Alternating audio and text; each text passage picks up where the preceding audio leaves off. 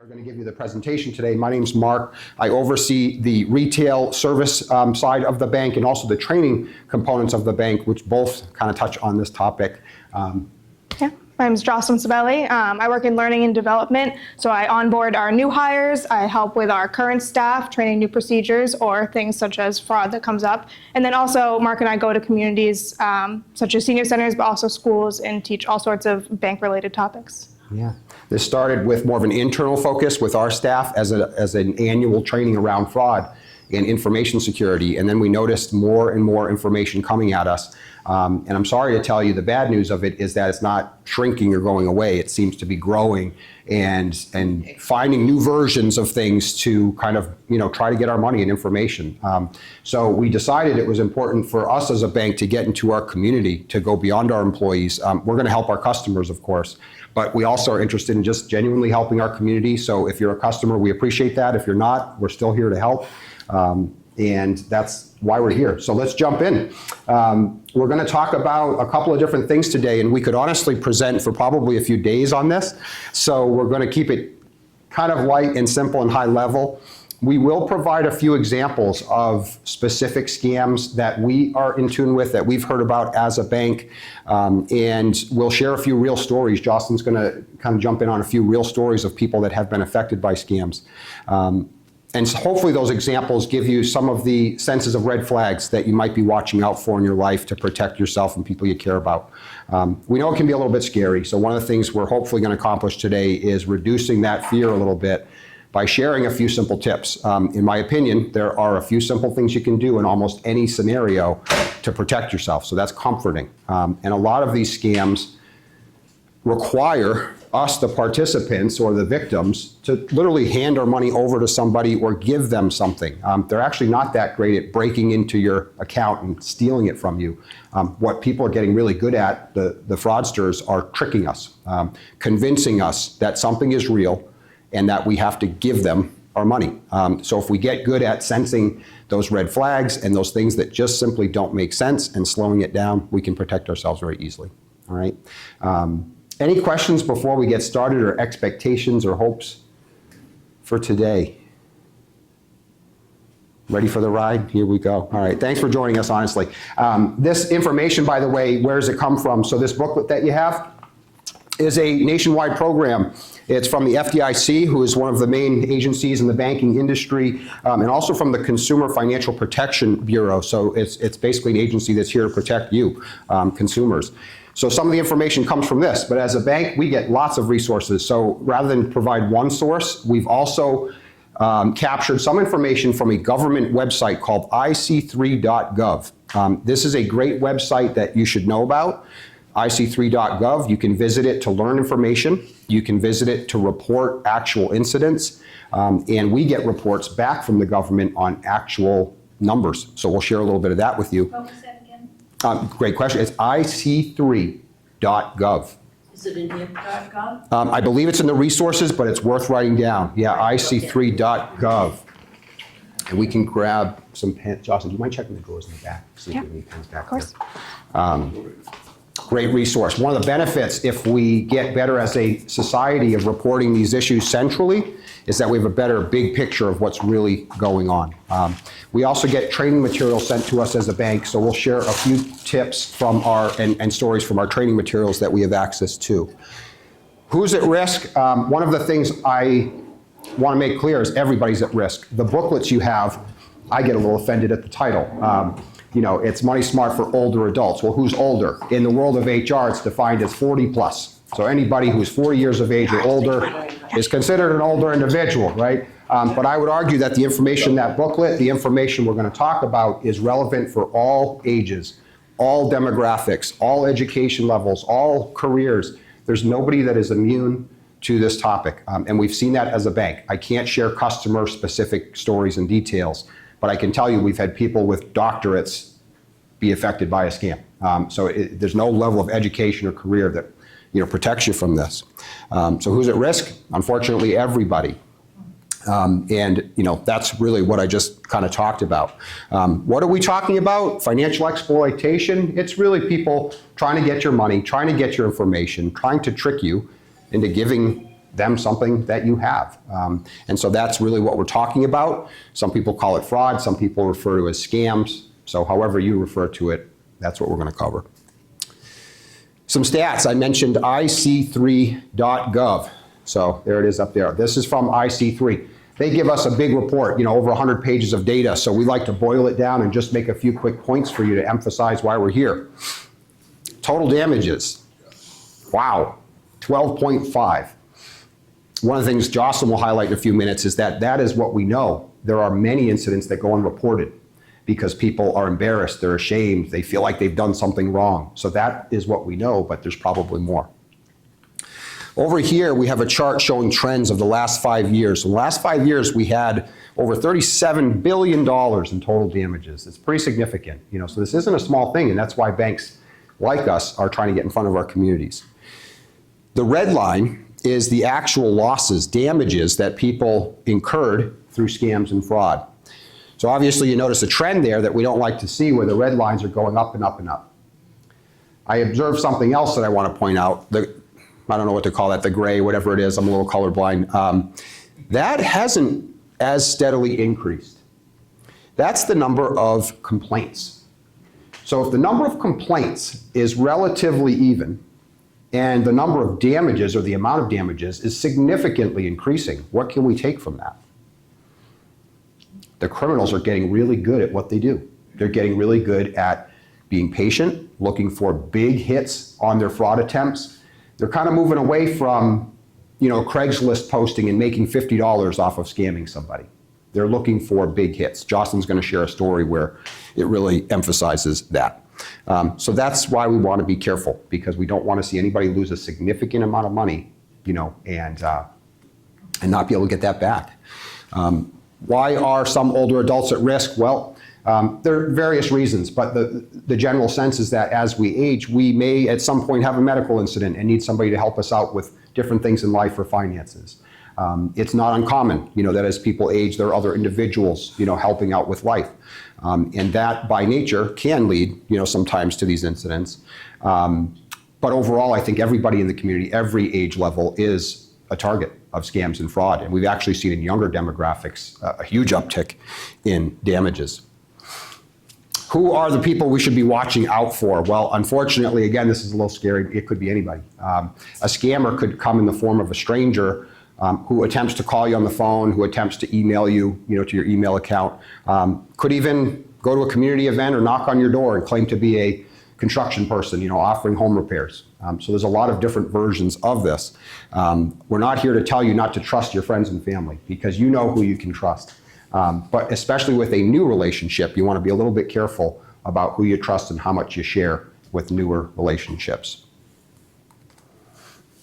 All right, couple examples. And I know this is somewhat serious, but we will lighten it up. We'll make you feel a little better about how you can protect yourselves. And that's a really important part of today. So exploitation by a power of attorney. The power of attorney, you know what that is, somebody who can help and make decisions for you, even sign off on different situations. A power of attorney that you've thought ahead about in life and set up in advance of needing it, somebody that you know and trust well, somebody that manages their own finances well. That's all fine. But for example, if you had to, or if you knew somebody that ended up in a nursing home under a temporary situation, and they didn't have any power of attorney in their life, and they decided, you know what, I'm going to let the medical assistant here in the facility be my power of attorney. That may not be the best idea. Nothing against the medical assistants, but it's a new relationship, somebody that you don't know and can't yet trust. So something you want to keep in mind. Investment fraud and scams. Have you ever heard of a get-rich-quick type of thing? It doesn't really exist, does it? Right? There's no magic solution to getting rich overnight. And if there were, there'd be a lot of risk to it. So anybody that presents a get rich now, once in a lifetime opportunity, overnight wealth, I would be very careful about that type of thing. There are legitimate financial advisors in the world who can help you, who know what they're doing, who are supervised, who are licensed. I think those are the types of individuals you want to kind of keep those conversations with, and not somebody that just randomly approaches you on a phone call or on the internet or elsewhere to say, hey, I've got this great deal for you. Have you ever heard of a lottery scam where somebody gets a phone call or an email that says, congratulations, you've won the lottery. You ever hear that? Has it ever happened to anybody here? What'd you do? I said, great, send it to me. You have all my information. Thank you, goodbye. Yeah, send it to me. You have all my information. Goodbye. So you're well prepared. You know how to handle this. So kind of one of the basic things that we want to suggest, and this is a good place to do it. How do you defend yourself? Well, common question or common sense. Does it make sense? Does it make any sense at all? The situation in front of you. So think about a lottery winner. Did you play the lottery? Right? If you did, wouldn't you be the one to say, yay, I got the right numbers, I'm going to go and present myself? Have you ever seen the lottery, somebody wins and we don't know who it is for weeks because they haven't stepped forward? So does it make sense that you haven't played the lottery, but somehow somebody's approached you, they have all your contact information, and you won, right? That doesn't make sense. So any situation like that where you go, wait a minute, that doesn't feel right, that doesn't sound normal, that's a huge red flag. And you need to respond to that in your life. Whenever your gut is telling you that doesn't make sense, pause, step back. And there's a safe way usually that you can move forward. So if they said they're the mass lottery, well, hang up the phone and call the mass lottery. Now you know who you're dealing with. When you take an inbound call or an email, you may not know who you're actually talking to. And that's one of the threats and the dangers out there. Even worse, sometimes they say, yeah, you won that lottery and you owe $2,000 in legal fees to process it. That's actually the scam. They're creating the emotional urgency, the temptation to get you hooked, and then you're, oh, well, all right, $2,000. Does that make sense that you'd have to pay? I would take your approach. You have my information, go ahead and send me a check, and if it shows up, it's a good day, but probably not. Years ago, the Publishers Clearinghouse stuff that you never buy where you get, Publishers Clearinghouse. Yeah, Right. scam. Yeah, I don't hear that anymore though. And I'm glad you mentioned that's a great point. I don't hear that anymore. All of these tend to evolve. The scammers, one of the things I hate to give them credit for is they're really good at adjusting to the world and focusing on what works. So what happens is people like us come out and say, hey, watch out for this lottery scam. And we send financial information and emails and news blasts, and the consumers become aware of it, and then the fraudsters have less luck. So then they adapt and they try something new. During COVID, there were a ton of FedEx and UPS scams. Click here for the status of your package. Oh, there's an issue with your delivery. You need to pay blah, blah, blah, enter your credit card. They take advantage of the situation. So I'm glad you mentioned that. Yeah, we don't see some of these as often, but we're seeing different ones.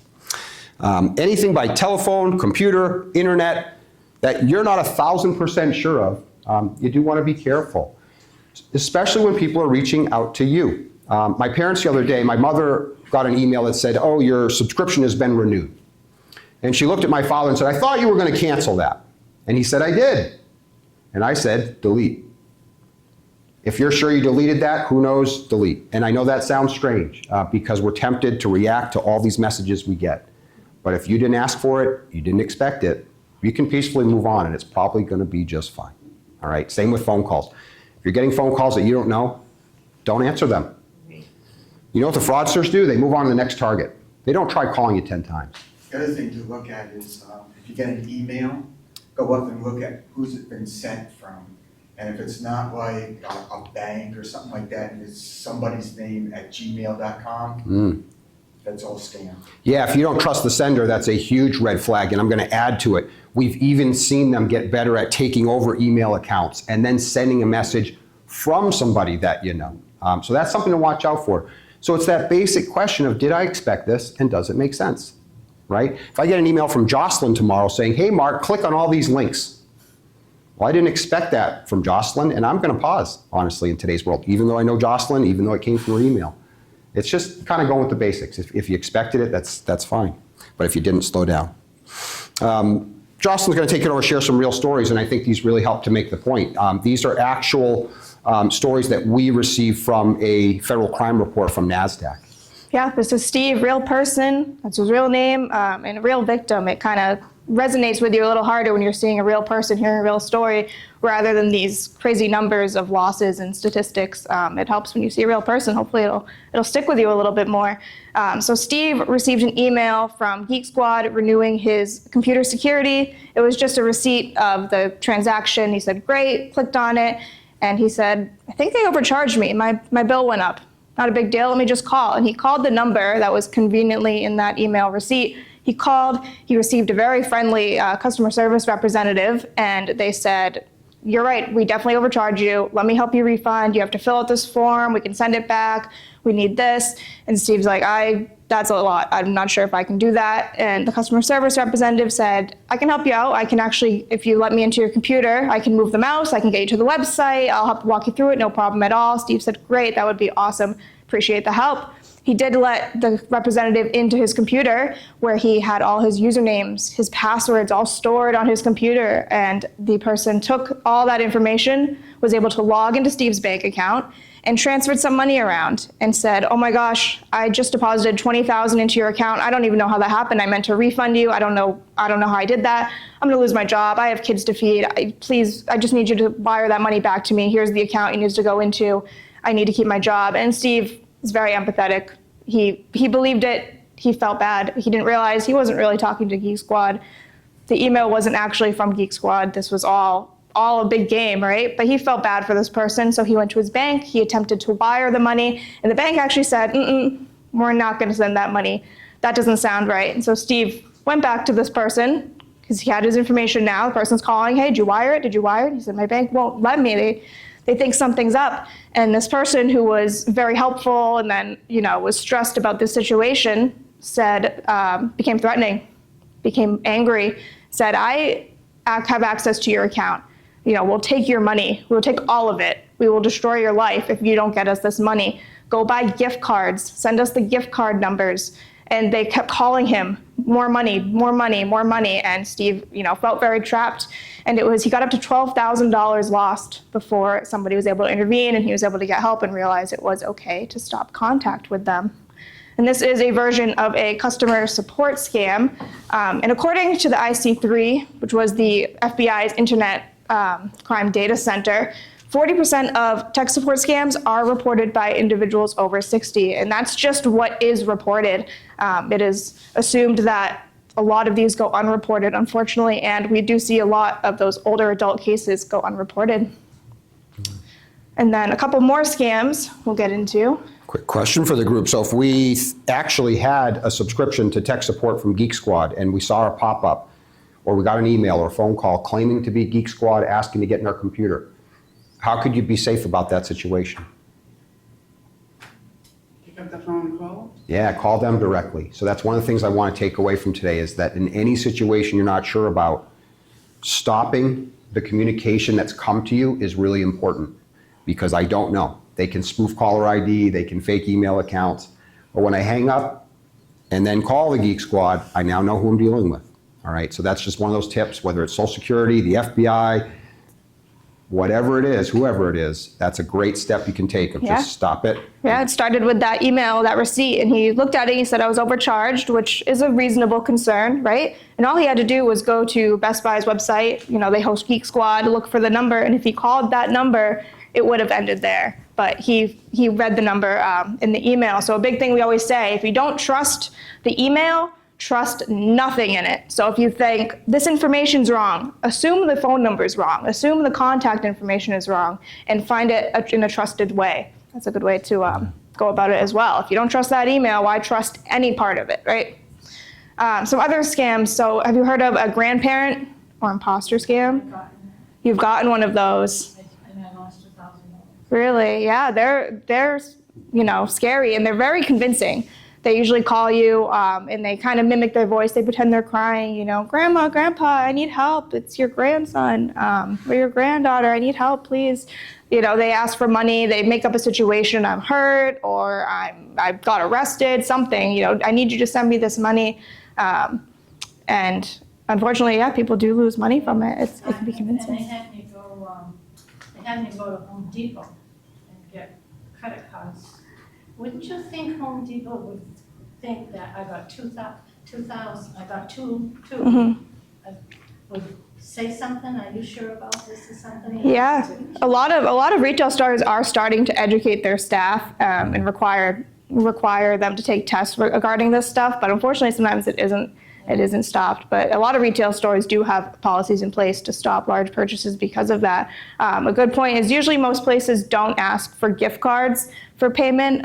If someone's asking for gift cards, that's a good time to pause and kind of evaluate your situation. But in that moment, right, I can't imagine how much emotion you felt. You thought somebody you loved was maybe hurt or in danger. My daughter was calling me constantly.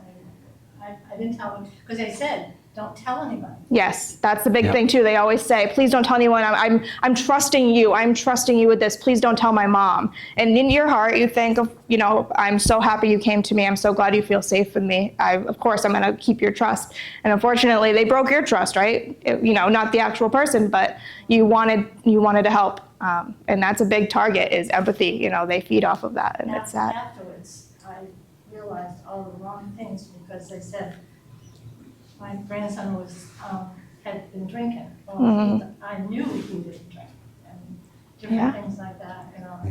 I felt so stupid after this. Don't And want people that's to fall so for it. common. And we want to give ourselves a little bit of kind of gentleness. These fraudsters are really good at what they do. They create emotional urgency. They're almost experts at it. And then it is after the fact that we go, oh, there are these pieces I should have recognized. So that's where it becomes so important to slow down.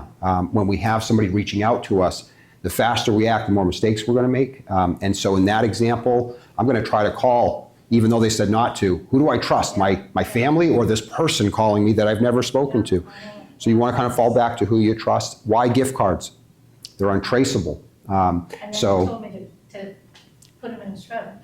Yeah. I put them in a shredder. And provide those numbers to them over the phone probably. So they're asking for gift cards because it's an untraceable form of payment. Wire transfers, they can't be reversed. Cash, because it's not trackable. They're not going to ask you for a personal check. That can be stopped after it's been issued. Yeah, that's not uncommon, so don't feel bad. But feeling bad is one of the reasons, or feeling guilty is one of the reasons we don't know of all of the incidents, because some people say, I'm not going to tell anybody. Somebody because they got the same thing, and I had told them about it, so they didn't do it. And fall for it, yeah. What about that? What we see too is that don't tell your family. We see don't tell your bank. So sometimes people come in with a transaction and we immediately go, wait a minute, that seems a little odd for this person. They usually come in and ask for $100 a week and all of a sudden it's $2,000. We ask a few questions. We're trained to do it. We actually have gone through an AARP form of training, some things we can ask to help protect people. And we do sense sometimes that somebody's been coached not to give certain information to their bank. So one of the things I hope you will do, doesn't need to be Rollstone. We do appreciate our customers, but whoever you trust, have a real conversation. Be honest with your bank. We'll talk more about that. Yeah, and that's why they probably sent you to Home Depot and not your bank, because you could have went to your bank and wired that money probably a lot faster than going to Home Depot, buying cards, send them the information. Would have been quicker to go to your bank, but they're hoping that Home Depot isn't as trained as your bank teller would be. And that was the case, unfortunately, that Home Depot didn't know how to handle the situation, whereas if you went to your bank, they might have, but that's why they coached you to go to somewhere else. Yeah, it's scary how much thought they put into it. It's crazy. Tax and debt collection scam. So phone calls or emails, you owe taxes. The IRS, we're gonna arrest you if you don't pay us. Big one with the IRS is they're not calling anybody. They're not calling you. They go through mail. They send official letters if you have a problem, if there's any issues with your taxes. And this was kind of going back to what Steve had, the Geek Squad. If he had just called Geek Squad, someone calls you and says you owe taxes. Something's wrong with your tax return. Hang up. Call the IRS. Hey, can you check? Am I okay? Is everything filed correctly? And they'll tell you. Always taking that safe route. Takes a couple seconds to hang up and call the correct number, not calling back the number that called you. Yeah. And then just theft of money, right, or property. Sometimes it's not phone calls, emails. Sometimes it's actual just physical money they're taking, or property they're taking your house, your mortgage, anything like that. And romance or charity scams. We're gonna go into another actual story in this one because we're seeing a lot of romance scams. They are one of the fastest growing fraud trends that we're seeing, and they're very involved, very intense, and kind of scary for victims involved, but also the banks, because it's really hard to intervene, and we'll kind of get into that.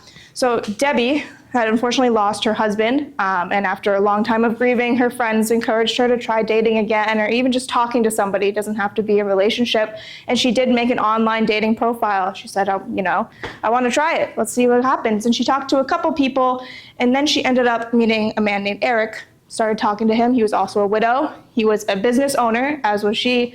He had kids. They talked a little bit, shared about their families, and then that grew into a relationship of good morning texts, good night texts, talking throughout the day. They shared about their kids, about their lives, about, their passions. And Debbie fell in love with Eric, as Eric fell in love with Debbie. And after some time, Eric said, I need a little bit of money. It wasn't a lot, maybe 30 to 50 bucks was a little bit of money. Debbie said, we're in a relationship at this point. We're committed. I love you. Of course, no problem. And then the relationship continued after that. And then something else happened to Eric. He said, hey, I need some money. I'm not getting paid until the end of the week. I'll pay you back. And Debbie, of course I'll give you money. You're the love of my life now. Here you go. And that continued. Relationship would go on. Something would happen. He would need money. Of course, he was going to pay her back. He loved her too.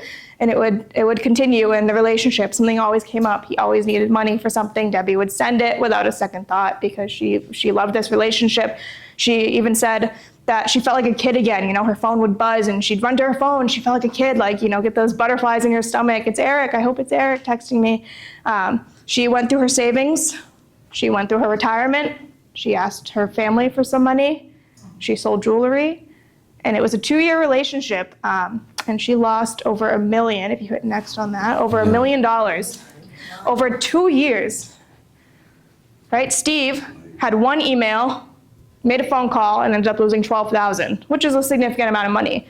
Debbie spent 2 years in what she thought was a committed relationship with Eric, but really he was just taking money from her, and over $1 million lost in that relationship, which obviously was not real. Eric was not real. It was a made-up identity, just some stolen photos off social media, and a made-up story about these kids and this widow and all of that. So it's kind of scary to think of how much commitment that took, right? Imagine talking to someone for 2 years, pretending to be someone else, making up a story, like texting them, good morning, good night, how's your day, what are you having for lunch, what are you doing, oh, I did this today. Not actually what you did today, you scammed people today, but making up this whole story and continuing it for 2 years. But the payout for the scammer side was worth it because they ended up with a large chunk of money. So we do see romance scams on the rise. Yeah. And one quick note. I come from a family of romantics, all right? So Romeo and Juliet, that's a sweet story, and I think it should still exist. We're not here to tell you that romance shouldn't happen in the world, right? Just something to be careful about with an online relationship. So if we kind of take that story of Romeo and Juliet, right? Sweet romantic story. Imagine if Romeo, after 2 conversations, starts saying, hey, my car broke down, I need a little bit of money. It's not quite the sweet story anymore, right? It starts to feel a little awkward, doesn't quite make sense. So it's really simple. We're not trying to tell anybody not to have a great life and get out there and pursue their passions and their love interests. But to be careful is appropriate in today's world and to not overlook those red flags and things that are fairly obvious to outsiders. Trusting your family can help a lot with this kind of situation. This is one of the ones that bankers sometimes it's hard to convince a customer who spent 2 years talking to somebody that it's all a scam. So the family can help too. yeah, and this is concerning for everyone else that they're willing to spend 2 years to take that big payout, that $1 million. Most of these scams, a lot of people think a scammer is quick. They call you, like you said, if you don't answer, they're probably just gonna hang up, call the next phone number, right? It's quick, they want quick. Call, answer, send me money, great. Next person, call, send an email, send me money, great. Next person, email. Usually it's pretty quick, pretty fast moving, but these romance scams, they're spending the time because they're realizing that if it works, they can actually get more money out of it. And we see some numbers about some losses related to romance scams, but what we're not going to see is what Debbie really lost was money, but it was also hope and trust and faith in humanity, I guess. Never met him. No, yeah. Big red flag you just Big mentioned. red flag, Funny, yep. Yeah, never had met him in person. Yes. And that's one of the themes with romance scams. Can happen in person, but more often happens through an online relationship. Yeah, and now you imagine in Debbie's position, talks to them for 2 years, and maybe potentially someone had said something originally, but it's hard to convince someone. This person is telling me that they love me. They're spending time talking to me. I love them. It's hard to convince someone that relationship isn't real when they're in it that deep. So unfortunately, Debbie, I'm sure she went through grieving again, losing this love that she thought was real. It's really sad. A lot of people as well who fall for these scams don't always report them. And it's not even just this scam, it's all scams. Why don't people report them? And it makes sense, we're human, right? Maybe you feel embarrassed, ashamed. Maybe you're afraid of your family, trying to take over your finances because now they don't trust you with them. Or maybe you just, you blame yourself. That was my bad. I lost to a scam, moving on. But it's always good to report it to your bank, to the IC3. You can go online, the FBI's Internet Crime Database. That's how we get all these statistics. That's how we learn about what scams are out there, right? We would have no idea that romance scams existed if nobody came forward about them. And then another reason people don't report, sometimes not to their bank, is because sometimes that scammer knows that this isn't working. They don't believe me anymore. They're not falling for my scam. And sometimes they'll double down on it and they'll say, you don't trust me, you think I'm scamming you, don't trust your bank. They're scamming you, they're stealing money. But we're gonna tell you, trust your bank. And why should we trust the bank? Why should we trust the bank? Well, very good question. Your bank is insured. So every transaction, conversation, if I don't believe, at our bank especially, but in most banks, I don't believe there's a mole or a rogue employee that's trying to cause fraud. Could it happen? Sure. But it's unlikely based on the clearing and background checks and so on. But even if it were to happen, there's insurance behind banks.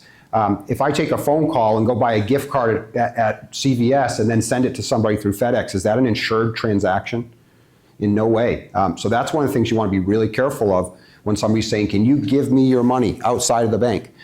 If somebody tells you don't trust your bank, that is an immediate don't trust that person. Why wouldn't you trust a federally chartered bank who's been in business, in our case, for 178 years? I hope that we've earned the trust of our community, and whether it's us or your bank, or any bank that you know and trust, please talk to them if you have an issue. IC3.gov is a great resource. There are other great resources out there, but your bank is probably one of the quickest, easiest ways to have a conversation and get some help. Yeah, and if you're with a credit union, it'll be a similar logo, but it's NCUA is their protection. Correct. Yeah, an FDIC, NCUA, you're going to find in any bank or credit union in the area. Diff Insurance is something a little bit different. This is something our bank has that actually covers every penny of every deposit, even if it's not covered under the FDIC. So that's just something to be aware of. Okay, this is kind of a powerful image, and it helps us to make a point. So we're going to show you some graphics. And what this is it represents the data breaches in the world. So we're shifting gears a little bit. We were talking about social scams where people use their people skills to trick you. But in this case, we're talking about incidents where a data breach happened. So a hacker, so to speak, was able to get into a server or a network or a company's kind of behind the scenes technical infrastructure. What you see are bubbles that represent data breaches. So this bubble's pretty big on the screen. The bigger the bubble, the bigger the breach. So there's a number in here, but essentially the visual kind of gives you the sense of what happened. And the number of bubbles tell you, these are different breaches happening in different parts of the world. This chart starts in 2004, so we're going back about 20 years. We're going to advance to 2024, and I think you'll see the point. All right, so we're starting to get towards 2010. And now we're in 2013, about 10 years out. And as we get to the modern day, I think you see what we're referring to, all right? The bubbles have taken over the screen, and the bubbles are a lot bigger than they were 20 years ago. So when I first saw this, it was a little bit of a moment of like, oh no, what do I do? I don't have a chance, right? And if you feel that way, you're not alone. But we're here to give you a little bit of good news, but this helps us to make a point. If I try to just protect my information and say nobody can have it, that's hard because there's so many data breaches in the world that are beyond my control. Didn't have anything to do with my behaviors, my choices, or my clicks. It was something bigger, right? So you can make a reasonable assumption, unfortunately, that your information is out there, that it has been hacked. Now, why do I share that with you? Well, we want to be aware of that, so if somebody calls us with a convincing story, well, how could they know this stuff? That's how they know, okay? So sometimes our mind goes to, well, nobody could know this. Well, it's possible that somebody has breached data and found it. We want to be careful of using the same passwords in every system that we have. It's something I used to do years ago. I'd find my favorite phrase, and use it for every system so it was easy to remember. Well, what if I had a Facebook account and a login to Facebook, and I use that same login everywhere I go to make it easy on myself? What do you think the hacker might do when they breach my password and figure that out? They might try it in other systems, right? So part of the point here is assume your data might have been breached. And from that, we don't want to use the same passwords everywhere we go. We do want to use fairly complicated passwords. And there's even some tools we can talk to you after our discussion today if you want more information on that. There's password managers and things that can make that really easy. All right. And we want to take anything that has a feeling of this doesn't make sense or this sounds unusual as a real threat and not give somebody our money from that. Pretty powerful, right? All right, so how do you protect yourself? Here's a couple of big tips. Does anybody have or heard of a credit freeze? Yeah, last night I did that. Yeah, what is that? Nobody can open an account in your name. Yeah, a credit freeze is it's kind of what it sounds like. It's going to freeze your credit report. Your credit report is part of a lot of things in life today. If you ever went to get a loan, a new cell phone account, a new apartment, there's a new job, there's a lot of situations that will require a credit pull. And so you have the ability as a consumer to freeze it. There's no charge for that. And it's fairly easy to manage it. And we have a worksheet in the back if you want to take it on your way out. It gives you the information you need to set up a security freeze. And it basically is going to protect you against somebody who might have your social and enough information to apply for a loan, for example.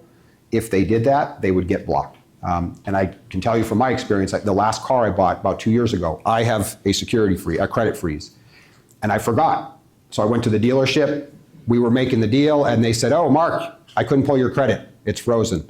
"Oh yeah, which credit bureau do you use?" "Equifax." "Okay, I'll go unfreeze that for you." And then I was able to schedule the refreezing for a day later.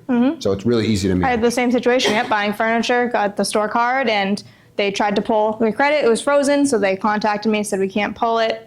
You can go on and schedule a thaw. You freeze it, you thaw it, and I scheduled a 24-hour thaw, so I didn't even have to go back on or remember. It was unfrozen for 24 hours, and as soon as that time was up, it would refreeze. I didn't have to think about it.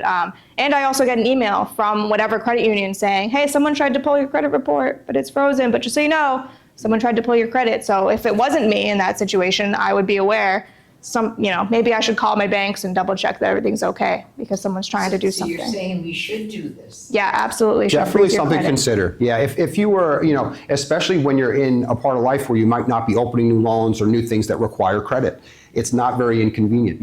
On the occasional situation where you need it, you can get it taken care of. You can unfreeze it. But more often, you don't want it out there. And why? Again, if somebody has gone through data breaches and they have your social security number and they have different pieces of information, maybe they could call someone and apply for a loan. Well, my credit freeze protects me from that. So it's one of the ways I get peace of mind, one of the ways I sleep better at night. If I ever get an email or letter that says, "Hey, Mark, sorry to tell you, we had a server breach, your information has been hacked," well, I got a credit freeze. I always feel better knowing that's in place. All right. Educate yourself. That's another part of it. So I'm glad you're here. You're doing the right thing. And I can tell from the comments and the conversation that you're pretty well prepared. So nice job. And so keep that learning going. Whether it's attending things like this, talking to your trusted bank, talking to your friends and family, going to some of the resources that we're going to share or that are in the booklet. That's part of protecting yourself, is to stay in the game and be aware of what's out there. Jocelyn gave the example of the IRS. They're never going to call you and threaten you. That's a fact. They're just not going to do that. If you knew that, great. If you didn't, well, now you know, and you can use that information to help protect yourself. So the more you know, the easier it gets. But if you don't know about the situation, again, trust your instincts. This is new. This doesn't feel right. I didn't expect this.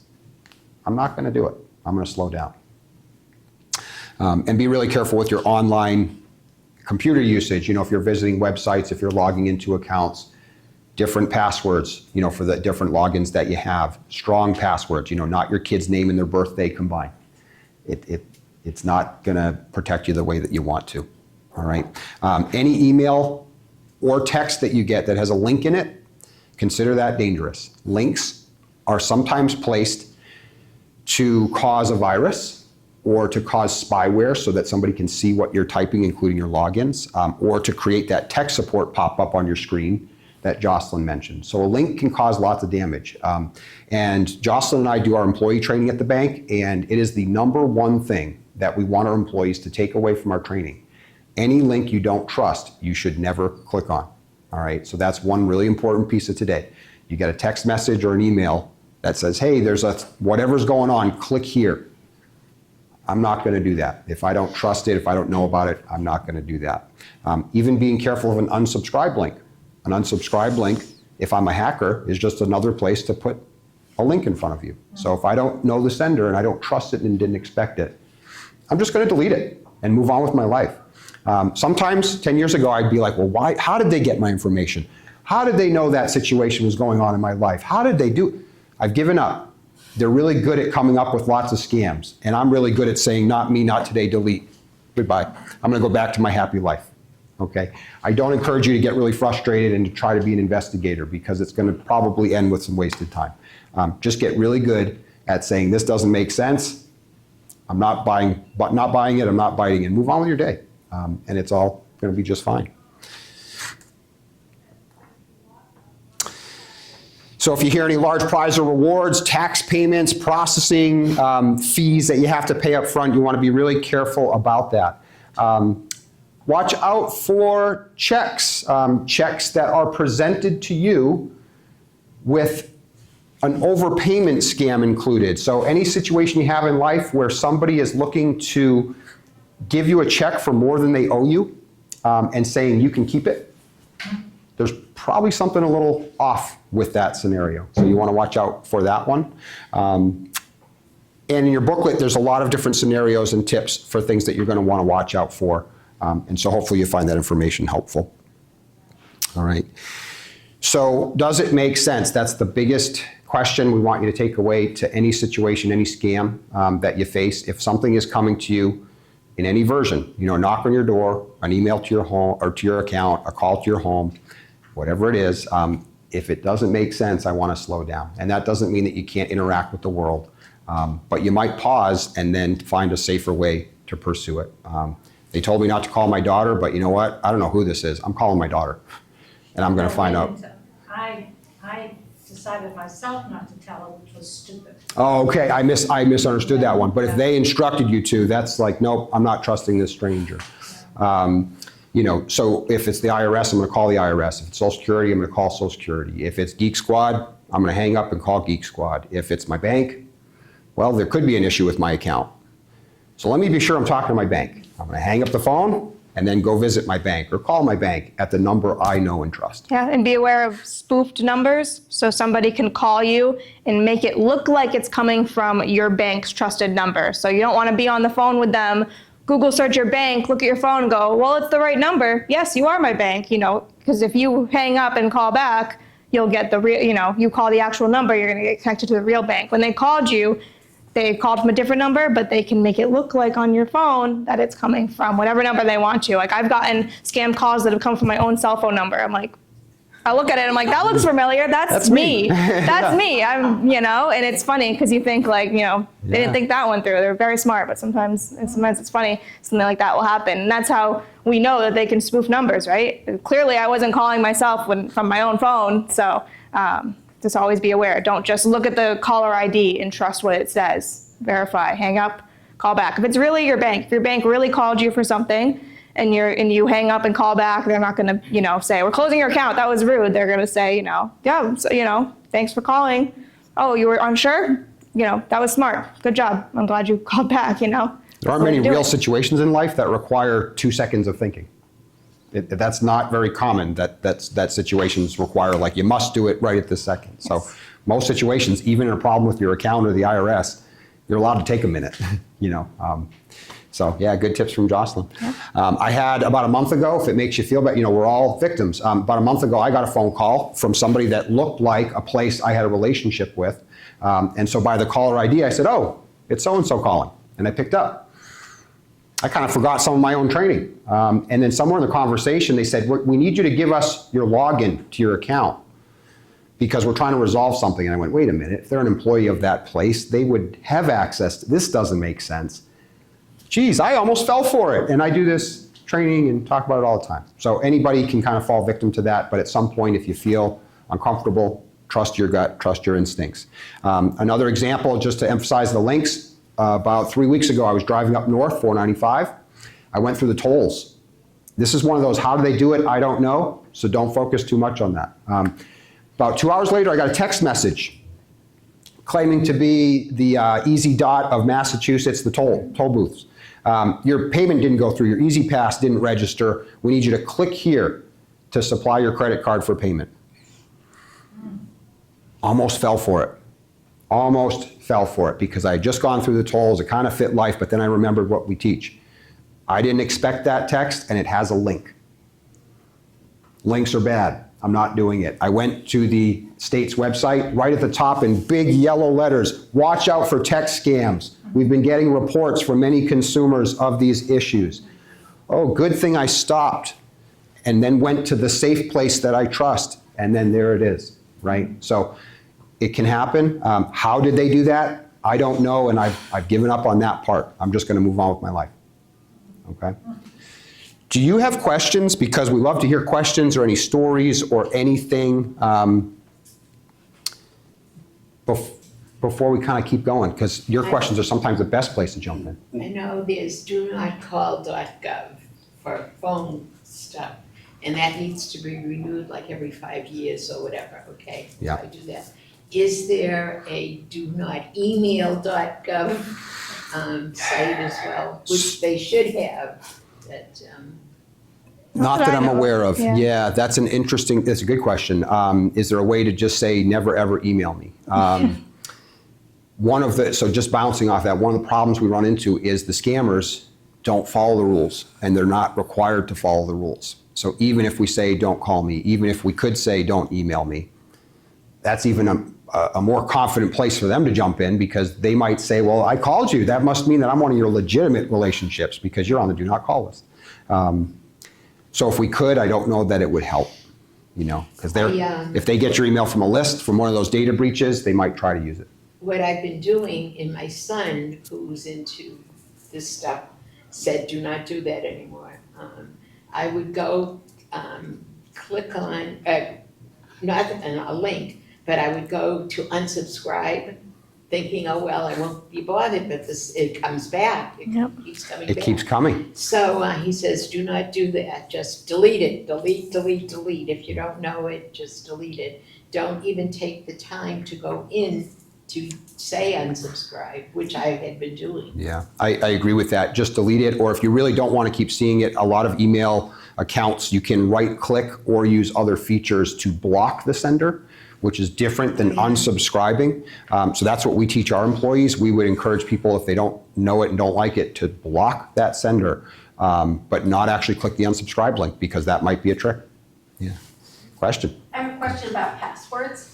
Passports. And did you hear there's a new way to get yours renewed that doesn't require in person? Passwords. Oh, passwords. All right. Yes. I thought we were going to take a fun trip, but let's get into some password. I have done different passwords for different accounts. Yeah. I've always been doing that. Where's a good place to store those so that you can go to them readily? Because I have a little book, but I'm not always inside of the book. Great question. Yeah, so we're kind of asking about the reality of this. So if I've got 20 accounts and we take the guidance of long, complex, different passwords for all of them, what's the reality that most people can remember all of that, right? I know a few people that can, but so I'm going to put myself in the bucket of I'm not going to remember all of that.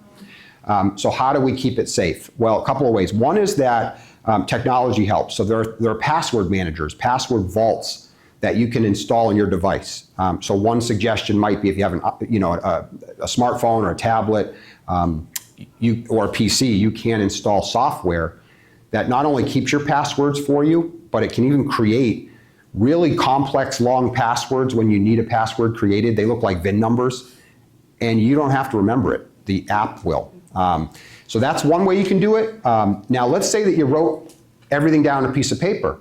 I'm not going to say I haven't done that, and I know lots of people that have. Well, now I just need to be real careful about where I put that piece of paper. Am I going to keep it on my desk, on my keyboard, no. I want to be really deliberate about where I keep that.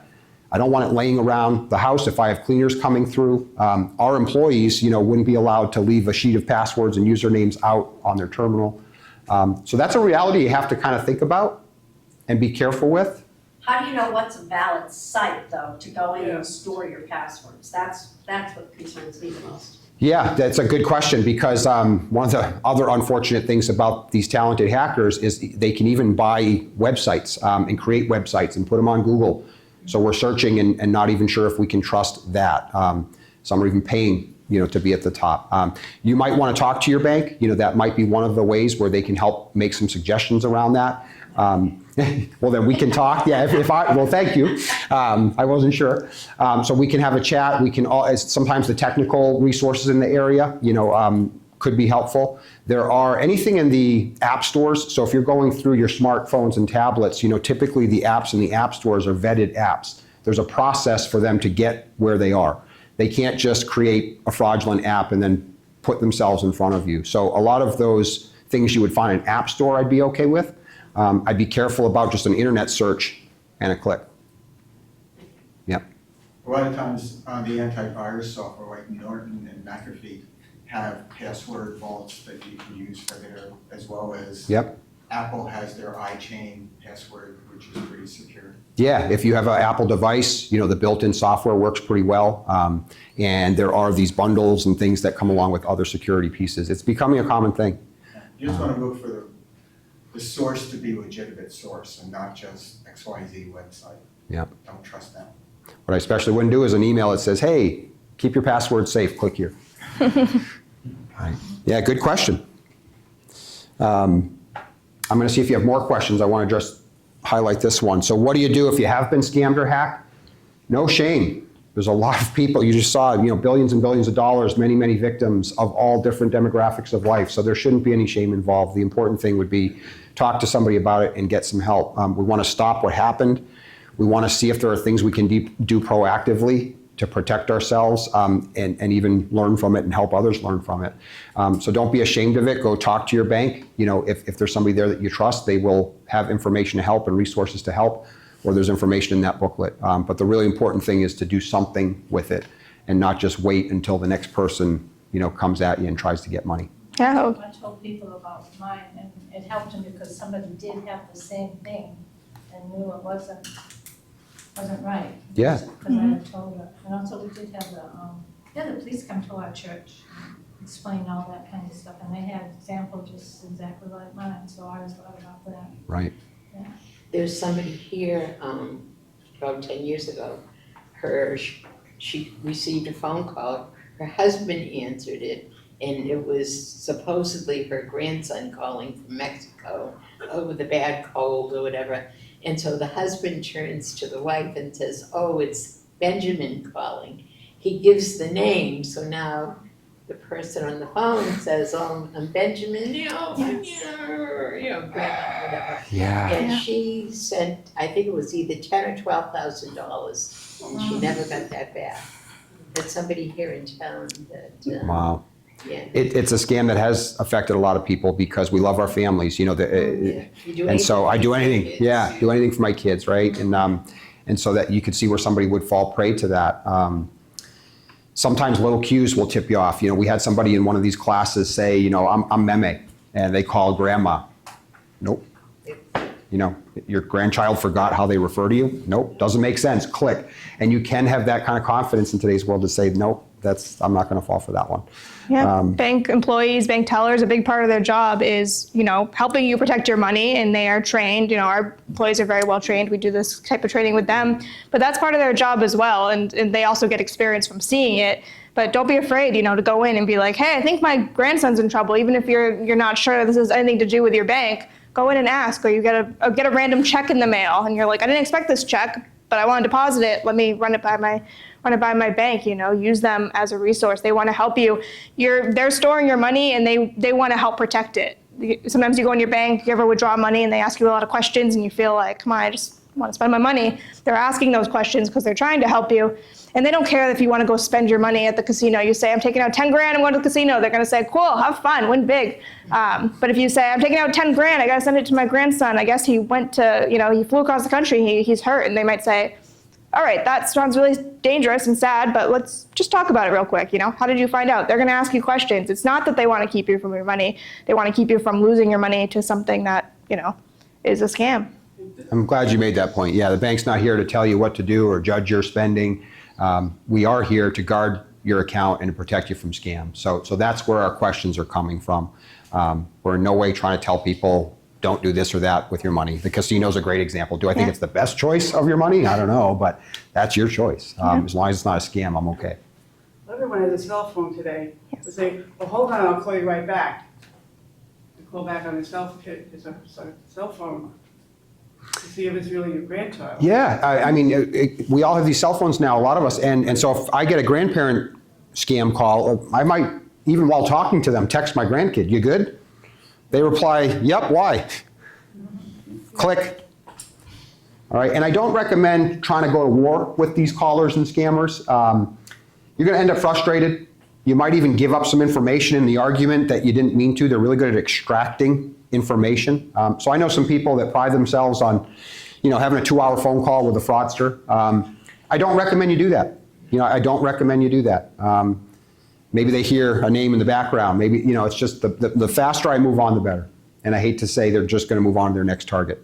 They're not going to keep circling back to somebody who's resisting and showing that they can protect themselves. What they're going to do is say, this isn't an easy hit. I'm going to move on. Yeah. So yeah, use your tools, your resources to your advantage. My money's too valuable to me. Yeah, absolutely. You also have some community resources. If somebody is in harm's way, if somebody's in danger, somebody's being threatened, call the police. Yeah. Right? Elder Care and Elder Protective Services in Massachusetts is a great agency. I've worked with them. We've done presentations to their staff. So you can contact, Adult Protective Services and ask for help or express a situation for somebody that you care about. Some of this information is stuff you can use with those that you love. All right. We don't want to keep you here all day because we did tell you, oh, look at that. Right on time. Right But on time. Jocelyn and I are happy to stay. So if anybody has questions, if you'd like to talk more, we are more than happy to do that. But I want to respect your time. I don't pick up my phone from any member that I don't know. I love that. Yeah. I figure if they want me bad enough, they're gonna call me back. Or they're going to leave a message, right? If Yep. it's important, and you can listen on your own time and call him back. Yeah. And it's crazy all over the world. Oh yeah. It's, Yeah. Yeah. I said, I don't know, I'm not. Yeah. And sometimes they'll leave a message that, doesn't even relate to you. They'll say like something about, some kind of debt you have. They're like, I definitely don't have that. Most of the time, I won't even leave a message. So Yeah. you know it's not someone that you need to talk to. It's a great way to protect yourself because if you pick up the phone, all of a sudden this expert starts applying their emotional pressure. Yeah, yeah. And that's how people fall for things. So Yeah. one of the best things you can do is don't engage, don't interact. And not only that too, if you answer, the phone call, or if they send you like a text and you respond, I'm not falling for it, just, it's a scam, and you spend 2 hours on the phone arguing with them, wasting their time. You text them back, you email them just to be like, I know you're a scam, I'm not falling for it. You have just validated that you're a real person, your number works, your phone number works, your email works. So now they might just try and send you other things, or, who knows, this might be a large, criminal organization. They just shared it with everybody in that organization. So now they know your number is real and they're going to keep trying, So you're just validating that it's a real number, because I'm sure they dial random numbers. They just send them all out and hope that one of them works. I actually got an email, I'm a member of Rollstone, from Rollstone about changing my password. And I deleted it. So I'm gonna ask you guys, would you send that out? Would your bank send that out? We wouldn't, yeah, so a bank, we wouldn't send anything that So requires you to click on a right. link. We might send you a notice to encourage you to call us or visit us. But we're here saying don't click on things, and so most banks aren't gonna send links because they are telling people not to click on them. if you ever receive something like that, that's another good example. That's what So I'm looking we for. appreciate you're our customer, but wherever you are, call your bank. I got this message. Is everything okay? And they're going to resolve that for you right away. Oh yeah, we have a track that we were trying to reach you. There's some issue. There's an unusual transaction we wanted to verify. And also going to the website, like for you, you went to the EasyPass Mass website and they had that warning because they were aware of this text scam. We've done that before. Sometimes we'll even do it when there's something legitimate. I believe we sent out like this something to do with business accounts and we just put a notice on our account. Yes, we did send these letters. These are really us, call if you have questions. Because people were receiving letters, they called to be like, did you mean to send, is this real, is this you? Because people are very aware of scams. And so a lot of times businesses will post it on their website if they're aware of, one, a real scam that is affecting their customers, they'll post it. Because a lot of people, the first thing they do is go to the website for the phone number and they might see that message and say, okay, it is a scam, all set. Or if they send us something legitimate that people are mistaking for fraudulent, they'll also post it. So always going to the website is a good first step too. There's a good thing to do is turn on two-factor authentication on any of your web accounts. Because then anybody tries to get into your account, you're gonna get a notice saying, here's the authentication. Mhm. Is that, well, I didn't even log into that account. I wasn't even there. So Yeah. delete it, but then be aware of the fact that somebody's trying to hack it. Yeah. We've got a great group today. That's a great tip. So two-factor authentication, some would call it multi-factor authentication. So an example of that is you've probably called somewhere at some point and they said, hey, we need to send a code to you, or we need to send a notification and you need to approve it. What they're doing is saying, yeah, we trust you, but we're gonna be sure by making sure that you have the device that we also think you should have. So it's going beyond just asking questions because of those data breaches we showed you. I might be able to bypass security if it's just questions, but now we're getting technology involved. That's a great tip. Your email account probably offers multi-factor authentication. Your bank probably offers it. And then if you get a notification, somebody might be up to something and you might want to change your password. And as long as the person asking or wanting you to authenticate a number, and they didn't ask you for your cell phone number to do it, they're more legitimate. But if They've they got ask your number. you for your cell phone number and then they want to send you an authentication, that's a clear sign just to hang up on them because Yeah. that's not legit. Yeah. What is DIF? DIF, you have the Depositors Insurance Fund, so it is separate from the FDIC. So this is going to be, it's available to banks, but not all banks would carry it. It's a choice that banks would make, based on their customer base and their institution. So in our case, we do have it at Rollstone Bank and Trust. What it means is that all of your money is insured. So under the FDIC, there are different layers to it, but just very simply about $250,000 in coverage under the FDIC.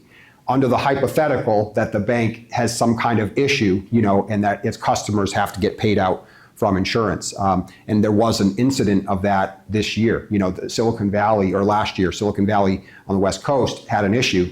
So the topic of insurance all of a sudden became a little more relevant than it has been for a few decades. So under the FDIC, you would get a certain amount of money back.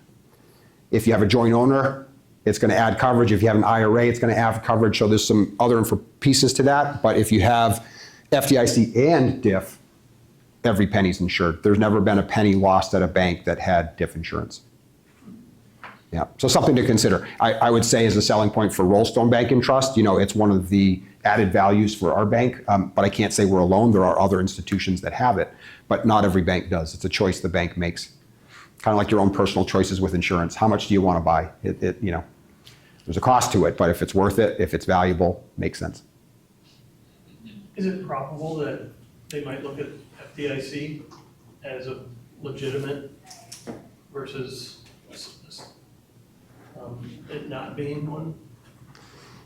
Can you clarify for me? You mean for DIF? Well, yeah, because you see things where they say, oh yeah, that's okay, and you're looking at FDIC and you're looking at DIF, and you're saying, well, is that enough? Do I need to worry about it? No.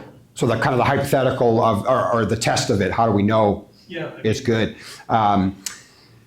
kind of history examples, there have been institutions that have failed, so we've seen FDIC kick in, unfortunately. Happens more in other countries, but it has happened in the United States. So we've seen under the FDIC what happens. So that's kind of, I guess, the belief in it is we've seen it kick in. DIF has also been in place in some institutions. So in history, we can say never a penny lost. But it's a valid question. Any guarantee in life I also receive with a little bit of like, well, how do I know? How can I validate that or prove it? I would say history would tell us, but anything you want to add to that, Jot? Yeah. It's hard for me to give a guarantee in any way in life in this world because it's a little bit of a challenging world that way, but it is something that I can confidently say is true.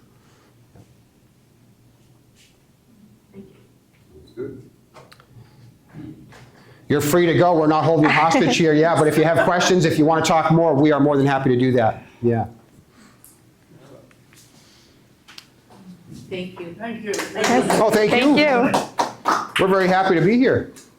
Yeah, so if we can help with anything, reach out. I'll put my business cards in the back. And I literally have had some people call me after these kind of discussions to say, hey, this came up. Can I just pick your brain on that? So if I can help you in any way, we're more than happy to do that, whether you're a customer or not. Don't worry, just give us a call if we can help. Thank